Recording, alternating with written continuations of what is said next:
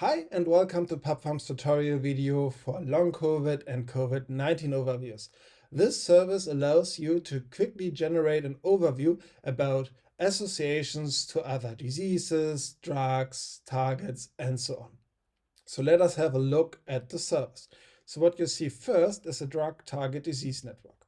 You see long COVID in the center and its associations to other drugs, targets, and diseases. If you want to know more about these networks, then just click on this question mark here to see another tutorial video dedicated to these networks.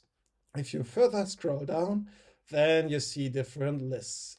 You see first the keyword cloud for long COVID, so frequently mentioned keywords. You see a list of associated symptoms and diseases, a list of drugs therapies, a list of target associations, and so on. So what you can do here is you can search in these lists. Let us say we want to know if the long COVID disease is associated to fatigue. Then we can just start entering our search here and see, okay, indeed, there is evidence, 125 publications, which support this association. If you click on this number, then you are forwarded to the service, to the narrative service, and the service will search documents for you. So in this case, we can click, for example, on this document, we can click on the PubMed ID, or we can click on the provenance button to see the sentence which associates long COVID and fatigue.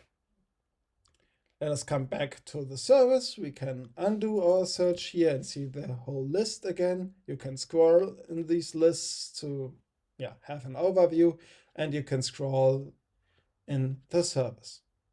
If you come back to the top, then on the left side there's a navigation bar which allows you to quickly jump to one of the categories. And if you want to see the COVID-19 overviews, then just click on this link and then you are forwarded to the COVID-19 overview, which is basically the same. COVID-19 in the center, it's drug association, it's target association, it's disease association, and you can also scroll down and see much more hits in these categories here. So thank you so much for listening.